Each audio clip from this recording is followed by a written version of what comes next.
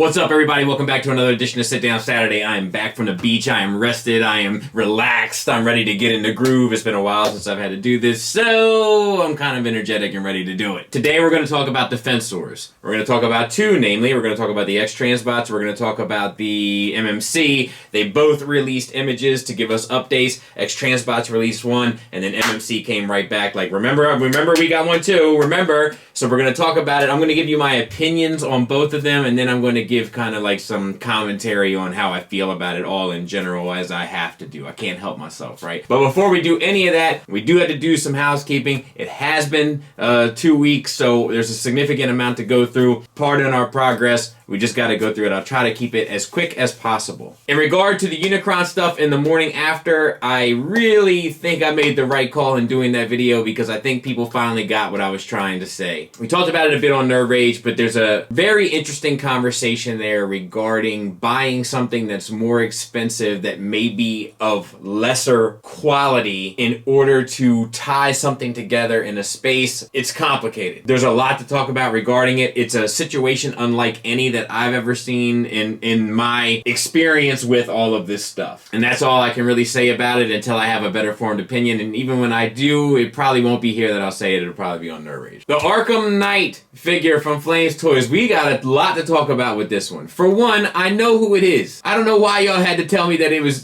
Jason Todd. I know it was Jason Todd. I played the game. I beat it on 100. It's one of the few games I've ever beat it 100%. It's like a common joke that like it's like the only game I beat it 100%. Like that in that Spider-Man game. I know who it is. I don't know why people felt compelled to tell me who it was. And then also recently I compared something to the Joker from the Batman Who Laughs, and somebody was like, if you had read the comic. Dude, I read the comic too. Shut up.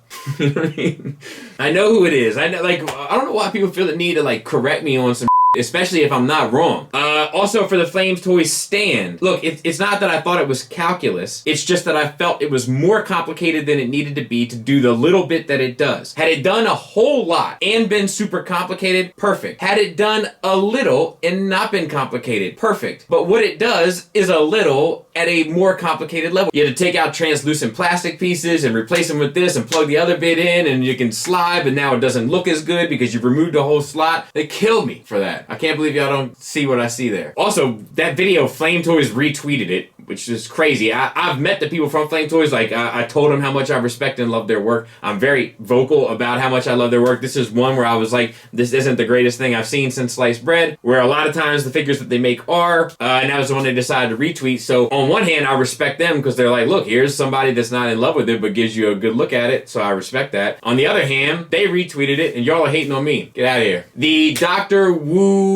Galvatron and Sound Blaster. People were like, why didn't you show this with Unicron? The answer is because I reviewed these far before I had the Unicron and just had them sitting and waiting, and then by the time I had the Unicron, I had already mailed these back to Robert. Just because things hit your news feed at a certain time doesn't mean that that's when I reviewed it. I try to review as much as I can, and then I schedule videos and stuff takes priority. So X-Transbots, Menasor comes in, that gets bumped up. And then subsequently the Dr. Wu stuff gets bumped down, and vice versa. So that's just how that works. Had I had them in Unicron, I would have showed them. I didn't even put it together. I would have probably if I had both. I never saw the promo pictures of them, so I didn't know that that's what their intention. That is a cool idea for them to do. Not sure if it needs a whole line, but a cool idea nonetheless. The Magic Square RC, people still saying they don't understand why I don't like the materials. I don't understand why you do. One other thing in regard to housekeeping, the frequently asked questions, a lot of people seem to enjoy that. Some people said, why not do a Q&A? I've done them before. If you guys would like for me to do a live Q&A, like in place of a sit down Saturday one week, let me know and I'll do that. We could do 1 hour, 2 hours, whatever you guys want to do. Just let me know so I can pre-plan it, because I'm going to need my wife's help. I'm going to need some logistics and stuff. So just let me know in the comments and I'll take it into consideration, and then I'll schedule it. But then, to be fair, like, follow me on Instagram or on Facebook or on Twitter or something where I'm going to let you know that I'm doing it so that you don't miss out on it. And I think that brings us to the topic today, which are Defensors. I'm super excited about having Defensors because it's like a big glaring hole in my collection, so to speak. The fact that we're getting 2 sets is a gift and a curse for me. We're going to talk about that here in the end. But I think what's most important is to kind of just get out in front of this thing in regard to what my opinions are on both sets. And then we'll break down kind of some of the more nuts and bolts kind of commentary stuff afterward. So let's get started. Ooh, I got the podcast mic going now. You guys don't even know about the pod voice, the smooth, sultry nerve rage voice. But whatever. Let's talk about these. So the first that we saw is X-Transbots coming in at 51 centimeters. Now, 51 centimeters is 20 inches, which is going to put him right in line with the rest of the Zeta, Toy World, DX9, hopefully Fans Toys scale. For a point of reference, the X-Transbots came in at about 48 centimeters and some change. So this one having 2 more centimeters may not sound like a lot, but it will be, in my opinion, proportionately just enough to make this even more appropriately sized for your kind of current MP combiner aesthetic. I'm guessing that the hoods up both on blades and first aid is to allow for articulation, and they can be closed for aesthetics, but open to allow for 90-degree bends, or if not 90 degrees, somewhere in the ballpark. To me, it looks like there might be double hinges inside of the shoulders, which would allow for the extension that blades would need in order to get around it, which all looks pretty good. Let me tell you what I like most of all about this X-Transbots one. The chest and abdomen already don't look as panely as their Menasor. Now, I personally don't have an issue with the panels. However, after dealing with their Menasor, the concern is that the panels offer an insight into the idea of instability, like Will Smith's marriage. But with cleaner, in my opinion, at least looking from this photo, aesthetic sheets of plastic, the idea of everything kind of feeling a bit more solid is probably much more likely. Now, what I don't like about this is that proportionately it still goes with the more streamlined legs, whereas I like the legs to feel a bit longer and bigger, so to speak. That way it makes the bot seem larger overall. It's just an aesthetic cue that I like. It's certainly 100% subjective. Of course, it's impossible to tell tiny details from looking at the picture. However, that looks like red metallic paint to me, at least in concept on blades. I think that's going to pop. I'm hoping that the blue will be metallic painted on Hotspot. They didn't spare the paintbrush on the Menasor set, so it gives me optimistic vibes. I think the head sculpt is pretty much on the money. That doesn't surprise me. They've gotten really good with stuff like that recently. Paint and sculpt has not been an issue for X-Transbots as of late. Now, of course, MMC delivered pictures as well. And I'll look at the one that's more so straight on. We have seen stuff of this before, so this is not necessarily new. I am not crazy about this already. However, let me tell you what I like about it. I like how broad the chest is in relationship to the legs. And yes, it makes it look boxy, but somehow it looks appropriate to me as well. I like the clean red breakup in the arm on first aid. The X-Transbots one does not have that. I think that that red ties into the red on blades. It gives it a more unified look, even if it isn't necessarily accurate. I can't remember honestly what is. It seems to have a lot more sculpted detail on it. That doesn't surprise me for one, but for two, I think is going to make it look a lot better and visually more interesting. Now, what I don't like is, for one, how they've crushed up Blade's arm and you lose the canopy or can of peas at the top. He has purple eyes. I'm guessing that's going to be fixed, but I don't know for sure. It may be just a miscoloring because it looks like First Aid's windows are purple as well. That may just be something that I don't quite understand. Speaking of things I don't understand, there's also a picture of that female Tarn standing between him and Bruticus. Don't get that either. That's a conversation for another day, but trust me, it's one we're going to have. They're definitely going to go with the all-in-one gimmick. They've already said as much, and as you can tell, it's going to scale with their Bruticus, meaning it's going to be out of scale, in my opinion, for most of the combiners that are available, and definitely the future of where third-party combiners are going. Therefore, it's going to more than likely have to be a standalone piece, unless you have it isolated in a collection where no one will notice the size difference, because the size difference is substantial. The question here for me regarding this set is the stability. The stability of both of these companies with their previous combiner effort has not been stellar, in my opinion. And while both of these look good and both of these look well sculpted, if we're to judge it off of previous releases, the XTB is going to be better painted, better scaled, and the MMC is going to be better built, but they're both going to have stability issues. So it's kind of ironic that these two are facing off in this current climate, as it were. Looking at the individual bots briefly, we only really get to see Streetwise from X-Transbots, and I think he looks good. Looks kind of in line with what they've been doing recently. And MMC has previously shown us all of their bots, and I think all of them look great in robot mode. I have nitpicks here and there, but for the most part, every single one of them looks good, and Hotspot specifically looks far better executed than Onslaught did. So I am excited about that. The vehicle modes look great for the MMC. I am guessing that the vehicle modes for the X-Transbots will look as good. I think the bots for MMC have more style. style than the bots for X-Transbots, because the X-Transbots goes for that literal tune translation, and MMC is kind of going for it more now than they have in the past regarding their Studio Ox efforts. Shout out to Todd R. He pointed that out to me, and I haven't been able to unsee it since we had our back and forth regarding it. But in the same breath, they definitely put a little bit more of their style into the bots, and it comes across. Call it character, call it that je ne sais quoi, call it whatever you'd like, but something of life comes through in their design. Now, opinion-wise, based on the two models that we've seen, that's where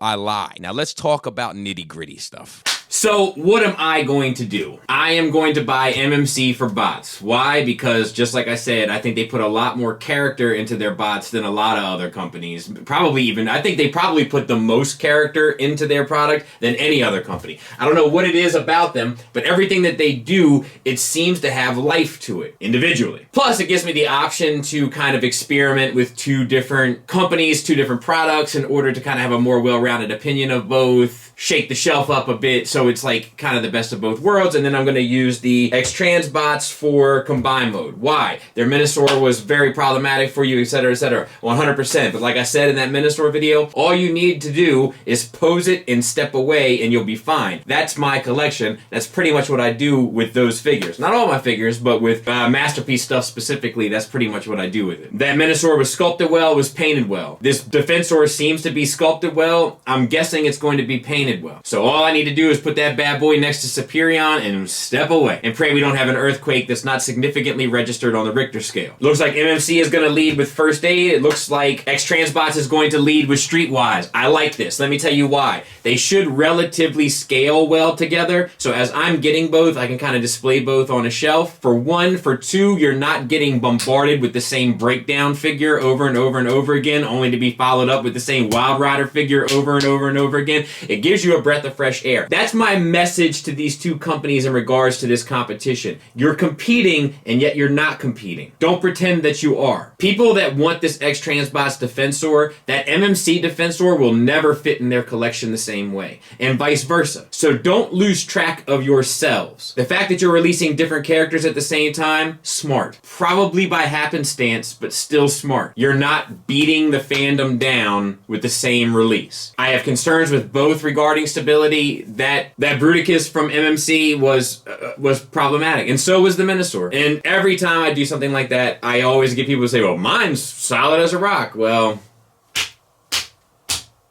good. You happen to be the only one, which is fine. You lucked out. But it had issues. It also has height issues and proportion issues. That's due to the all-in-one gimmick. I do understand the all-in-one gimmick after looking at their Bruticus because there is something cool about it. But as a result, unless you want to buy special shoes for him like he can't walk right in first grade, he's not going to fit on most people's shelves. And the way that the collections are going, the way that the companies are going, it's all the same scale now except for MMC. That's important. It used to be that we had unique toys kind of still kicking around like with their Bruticus, which was kind of scaled similarly so they could kind of match up. They're gone. So the only people making combiners anymore are theoretically Fans Toys, X-Transbots, theoretically Zeta/Toy World, Kang Toys supposedly, and then whatever company Zeta sold their trains to. And then those stylized aerial bots, which we'll see. But all of them are going pretty much the same scale, except for MMC. So MMC is on their own. They're not competing in that space anymore as far as I'm concerned. Robot mode, definitely. Combine mode, it's not the same. And if you want a Defensor, it's what I ask you to keep in mind. Because if you're going with other companies for anything else, it's going to look like they brought their little brother to class. Now, if you're going with all MMC, because you love the all-in-one and you're just hoping they're going to do it all, I get it. I totally understand. I'm just saying this as a word of caution. I'm saying this as advice. And people hate when I give advice. Buy the Unicron. If you don't want it, you can sell it for probably double. Turns out you can sell it for almost triple. Take my advice, or at least take it into consideration. That's all I ask. I'm excited. I've wanted somebody to do these characters in this scale for some time. It turns out that two pretty good companies are doing it. Also turns out that the same two companies that are having some problems with their combiners. But one thing's for sure, two things for certain. The more you do something, the better you will get at it. Be good or be good at it. I think people are hungry for this set. So make a solid product. People are going to be dumping upwards of $500 into both of your sets. Just do right by the people. My new words of wisdom regarding these companies: stop worrying about each other and start worrying about us. Everything else will sort itself out. So that's my plan anyway. X-Transbots for combine mode, MMC for robot mode, and I got a full shelf, and I got a check in that box for a set of Protectobots. Happy as a clam. One step closer. Thanks for listening. Thanks for watching. Until next time, take care.